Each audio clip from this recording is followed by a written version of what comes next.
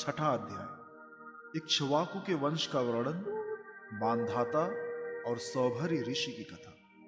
श्री सुखदेव जी कहते हैं, परीक्षित, अम्बरीश के 3 पुत्र थे, विरूप, केतुमान और शंभु। विरूप से पृषदक्ष और उसका पुत्र रथितर हुआ। रथितर संतानहीन था। वंश परंपरा की रक्षा के लिए उसने अंगिरा ऋषि से प्रार्थना की। उन्होंने उसकी पत्नी से ब्रह्म तेज से संपन्न कई पुत्र उत्पन्न किए। यद्यपि ये सब रथितर की भार्या से उत्पन्न हुए थे, इसलिए इनका गोत्र वही होना चाहिए था जो रथितर का था। फिर भी वे अंगिरा रस ही कहलाए। यही रथितर वंशियों के प्रवर, कुल में सर्वश्रेष्ठ पुरुष कहलाए, क्योंकि ये क्षत्रोपेत्र ब्राह्मण थे।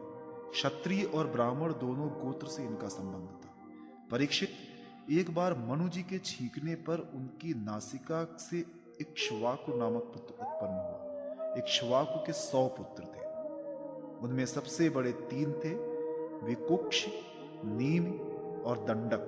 परीक्षित, उनसे छोटे 25 पुत्र आर्यावर्त के पूर्व भाग के और 25 पश्चिम भाग के तथा उपर्युक्त 3 मध्यम भाग के अधिपति हुए। शेष 47 दक्षिण तथा अन्य प्रांतों के अधिपति हुए। एक बार राजा इक्ष्वाकु ने अष्टका श्राद्ध के समय अपने बड़े पुत्र को आज्ञा दी, विकुक्षे, शीघ्र ही जाकर श्राद्ध के योग्य पवित्र पशुओं का मांस लाओ। वीर विकुक्ष ने बहुत अच्छा कहकर वन की यात्रा की। वहां उसने श्राद्ध के योग बहुत से पशुओं का शिकार किया। वो थक तो गया ही था, भूख भी लगाई थी, इसलिए यह बात भूल गया कि श्राद्ध के लिए मारे हुए पशु को स्वयं नहीं खाना चाहिए। उसने एक खरगोश खा लिया। विकुक्ष ने बचा हुआ मांस लाकर अपने पिता को दिया। इक्ष्वाकु ने अब अपने गुरु से उसे प्रोक्षण करने के लिए कहा। तब गुरु ने बताया कि यह मांस तो दूषित एवं श्राद्ध के अयोग्य है। परीक्षित, गुरु जी के कहने पर राजा इक्ष्वाकु को अपने पुत्र की करतूत का पता चल गया। उन्होंने शास्त्रीय विधि का उल्लंघन करने वाले पुत्र को क्रोधवश अपने देश से निकाल दिया। तदंतर राजा इक्ष्वाकु ने अपने गुरुदेव वशिष्ठ के ज्ञान विषयक विषय की चर्चा की।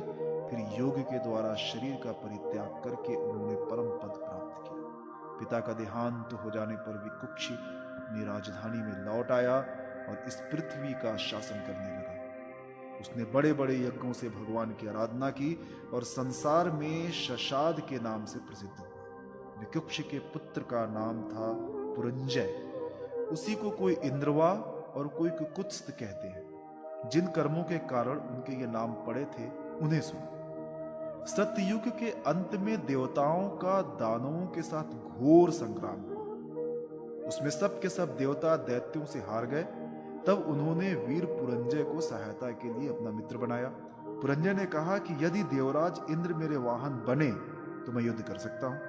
पहले तो इंद्र ने अस्वीकार कर दिया, परंतु देवताओं के आराध्य देव सर्वशक्तिमान विश्वात्मा भगवान की बात मानकर पीछे वे एक बड़े भारी बैल बन गए। सर्वांतर्यामी भगवान विष्णु ने अपनी शक्ति से पुरंजय को भर दिया। उन्होंने कवच पहनकर दिव्य धनुष और तीखे बाण ग्रहण किए। इसके बाद बैल पर चढ़कर वे उसके कुकुद डील के पास बैठ गए। जब इस प्रकार वे युद्ध के लिए तत्पर हुए, तब देवता उनकी स्तुति करने लगे। देवताओं का साथ लेकर उन्होंने पश्चिम की ओर से दैत्यों का नगर घेर लिया। वीर पुरंजय का दैत्यों के साथ अत्यंत रोमांचकारी घोर संग्राम हुआ। युद्ध में जो जो दैत्य उनके सामने आए, पुरंजय ने वाणों के द्वारा उन्हें यमराज के हवाले कर दिया। उनके वाणों की वर्षा क्या थी? प्रलय काल की धधकती हुई आग थी। जो भी उसके सामने आता छिन्न भिन्न हो जाता। दैत्यों का साहस जाता रहा। वे रणभूमि छोड़कर अपने अपने घरों में घुस गए। पुरंजय ने उनका नगर, धन और ऐश्वर्य सब कुछ जीतकर इंद्र को दे दिया। इसी से उस राजश्री को पुर जीतने के कारण पुरंजय, इंद्र को वाहन बनाने के कारण इंद्रवा और बैल के कुकुद पर बैठने के कारण कुकुत्स कहा जाता है। पुरंजय का पुत्र था अनेना। उसका पुत्र पृथु हुआ।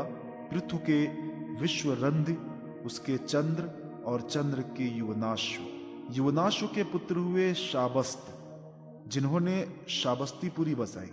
शाबस्त के बृहदाश्व और उसके कुवलयाश्व हुए। ये बड़े बली थे।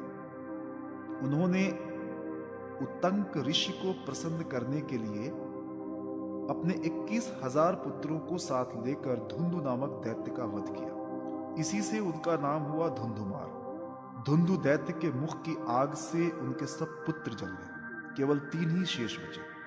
परीक्षित बचे हुए पुत्रों के नाम थे धृगणाश्व, कपिलाश्व एवं भद्राश्व। धृगणाश्व से हर्यश्व और उससे निकुंभ का जन्म हुआ। निकुंभ के भरणाश्व, उसके कुशाश्व, कुशाश्व के सेनजित और सेनजित के युवनाश्व नामक पुत्र हुआ। युवनाश्व संतानहीन था, इसलिए वो बहुत दुखी होकर अपनी 100 स्त्रियों के साथ वन में चला गया।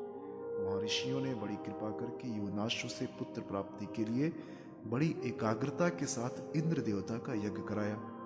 एक दिन राजा युवनाश्व को रात्रि के समय बड़ी प्यास लगी। वो यज्ञशाला में गया, किंतु वहां देखा कि ऋषि लोग तो सो रहे हैं। तब जल मिलने का कोई उपाय न देखकर उसने वो मंत्र से अभिमंत्रित जल पी लिया। परीक्षित जब प्रातः काल ऋषि लोग सोकर उठे और उन्होंने देखा कि कलश में तो जल ही नहीं है, तब उन लोगों ने पूछा कि ये किसका काम है? पुत्र उत्पन्न करने वाला जल किसने पी लिया? अंत में जब उन्हें यह मालूम हुआ कि भगवान की प्रेरणा से राजा युवनाश्व ने ही उस जल को पी लिया है, तो उन लोगों ने भगवान के चरणों में नमस्कार किया और कहा, धन्य है, भगवान का बल ही वास्तव में बल है। इसके साथ प्रसव का समय आने पर युवनाश्व की दाहिनी कोख फाड़कर उसके एक चक्रवर्ती पुत्र उत्पन्न हुआ। उसे रोते देखकर ऋषियों ने कहा, ये बालक दूध के लिए बहुत रो रहा है, अतः किसका दूध पिएगा? तब इंद्र ने कहा, मेरा पिएगा। माँ धाता, बेटा तू रो मत। ये कहकर इंद्र ने अपनी तर्जनी उंगली उसके मुंह में डाल दी। ब्राह्मण और देवताओं के प्रसाद से उस बालक के पिता युवनाश्व की भी मृत्यु नहीं हुई। वो वहीं तपस्या करके मुक्त हो गया। परीक्षित, इंद्र ने उस बालक का नाम रखा त्रसदस्य, क्योंकि रावण और दस्यु उससे उद्विग्न और भयभीत रहते थे। युवनाश्व के पुत्र मानधाता चक्रवर्ती राजा हुए। भगवान के तेज से तेजस्वी होकर उन्होंने अकेले ही 7 द्वीप वाली पृथ्वी का शासन किया। वे यद्यपि आत्मज्ञानी थे, उन्हें कर्म कांड की कोई विशेष आवश्यकता नहीं थी, फिर भी उन्होंने बड़ी बड़ी दक्षिणा वाले यज्ञों से उस यज्ञ स्वरूप प्रभु की आराधना की, जो स्वयं प्रकाश, सर्वदेव स्वरूप, सर्वात्मा एवं इंद्रियातीत है। भगवान के अतिरिक्त और है ही क्या? यज्ञ की सामग्री, मंत्र, विधि विधान, यज्ञ, यजमान, ऋत्विज, धर्म, देश और काल, ये सब का सब भगवान का ही स्वरूप ही तो है। परीक्षित, जहां से सूर्य का उदय होता है और जहां से अस्त होते हैं, वो सारा का सारा भूभाग युवनाश्व के पुत्र मानधाता के ही अधिकार में था। राजा मानधाता की पत्नी शशबिंदु की पुत्री बिंदुमती थी। उसके गर्भ से उसके 3 पुत्र हुए, पुरुकुत्स, अम्बरीश, ये दूसरे अम्बरीश हैं, और योगी मुचुकुंद। उनकी 50 बहनें थीं। उन 50 ने अकेले सौभरी ऋषि को पति के रूप में वरण किया। परम तपस्वी सौभरी जी एक बार यमुना जल में डुबकी लगाकर तपस्या कर रहे थे। वहां उन्होंने देखा कि एक मत्स्यराज अपनी पत्नियों के साथ बहुत सुखी हो रहा है। उसके इस सुख को देखकर ब्राह्मण सौभरी के मन में भी विवाह करने की इच्छा जग उठी और उन्होंने राजा मानधाता के पास आकर उनकी 50 कन्याओं से एक सुंदर कन्या मांगी।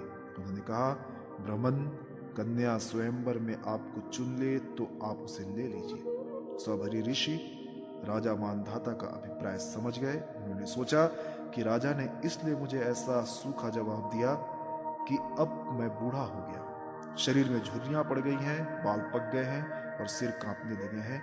अब कोई स्त्री मुझसे प्रेम नहीं कर सकती। अच्छी बात है, मैं अपने को ऐसा सुंदर बनाऊंगा कि राजकन्याएं तो क्या, देवांगनाएं भी मेरे लिए ललायित हो जाएंगी। ऐसा सोचकर समर्थ सौभरी जी ने वैसा ही किया। फिर क्या था, अंतःपुर के रक्षक ने सौभरी मुनि को कन्याओं से सजे सजाए महल में पहुंचा दिया। फिर तो उन 50 राजकन्याओं ने एक सौभरी को ही अपना पति चुन लिया। उन कन्याओं का मन सौभरी जी में इस प्रकार आसक्त हो गया कि वे उनके लिए आपस के प्रेम भाव को तिलांजलि देकर परस्पर कलह करने लगी और एक दूसरे से कहने लगी कि ये तुम्हारे योग्य नहीं, मेरे योग्य है। ऋग्वेदी सौभरी ने उन सभी का पाणी ग्रहण कर लिया। वे अपनी अपार तपस्या के प्रभाव से बहुमूल्य सामग्रियों से सुसज्जित, अनेकों उपवनों और निर्मल जल से परिपूर्ण सरोवरों से युक्त एवं सौगंधिक पुष्पों के बगीचों से घिरे महलों में बहुमूल्य शैया, आसन, वस्त्र, आभूषण, स्नान, अनुलेपन, सुस्वादु भोजन और पुष्पमालाओं के द्वारा अपनी पत्नियों के साथ विहार करने लगे। सुंदर सुंदर वस्त्राभूषण धारण किए स्त्री पुरुष सर्वदा उनकी सेवा में लगे रहते। कहीं पक्षी चहकते रहते तो कहीं भौर गुंजर करते रहते और कहीं कहीं वंदीजन उनकी विरदावली का बखान करते रहते। सप्तदीपवती पृथ्वी के स्वामी मानधाता सौरभ जी की इस गृहस्थी का सुख देखकर आश्चर्यचकित हो गए। उनका यह गर्व था कि मैं सार्वभौम संपत्ति का स्वामी हूं। जाता रहा। इस प्रकार सौरभी जी गृहस्थी के सुख में रम गए और अपनी निरोग इंद्रियों से अनेकों विषयों का सेवन करते रहे। फिर भी जैसे घी की बूंदों से आग तृप्त नहीं होती, वैसे ही उन्हें संतोष नहीं हुआ। ऋग्वेदाचार्य सौरभ जी एक दिन स्वस्थ चित्त से बैठे हुए थे। उस समय उन्होंने देखा कि मत्स्यराज के क्षण भर के संग से मैं किस प्रकार अपनी तपस्या तथा अपना आपा तक खो बैठा। वे सोचने लगे, अरे मैं तो बड़ा तपस्वी था, मैंने भली भांति अपने व्रतों का अनुष्ठान भी किया था। मेरा ये अधः पतन तो देखो, मैंने दीर्घ काल से अपने ब्रह्म तेज को अक्षुण्ण रखा था, परंतु जल के भीतर विहार करती हुई एक मछली के संसर्ग से मेरा ये ब्रह्म तेज नष्ट हो गया। अतः जिससे मोक्ष की इच्छा है, उस पुरुष को चाहिए कि वो भोगी प्राणियों का संग सर्वदा छोड़ दे और एक क्षण के लिए भी अपनी इंद्रियों को बहिर्मुख न होने दे। अकेला ही रहे और एकांत में अपने चित्त को सर्वशक्तिमान भगवान में ही लगा दे।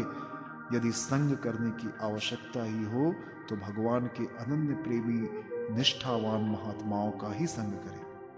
मैं पहले एकांत में अकेला ही तपस्या में संलग्न था, फिर जल में मछली का संग होने से विवाह करके 50 हो गए और फिर संतानों के रूप में 5000। विषयों में सत्य बुद्धि होने से माया के गुणों ने मेरी बुद्धि हर ली। अब तो लोक और परलोक के संबंध में मेरा मन इतनी लालसाओं से भर गया है कि मैं किसी तरह उनका पार ही नहीं पाता। इस प्रकार विचार करते हुए वे कुछ दिनों तक तो घर में ही रहे, फिर विरक्त होकर उन्होंने संन्यास ले लिया और वे वन में चले गए। अपने पति को ही सर्वस्व मानने वाली उनकी पत्नियों ने भी उनके साथ ही वन की यात्रा की। वहां जाकर परम संयमी सौरभ जी ने बड़ी घोर तपस्या की, शरीर को सुखा दिया तथा आहवनीय एवं अग्नियों के साथ ही अपने आप को परमात्मा में लीन कर दिया। परीक्षित, उनकी पत्नियों ने जब अपने पति सौभरी मुनि की आध्यात्मिक गति देखी, तब जैसे ज्वालाएं शांत अग्नि में लीन हो जाती हैं, वैसे ही वे उनके प्रभाव से सती होकर उन्हीं में लीन हो गई, उन्हीं की गति को प्राप्त हुई।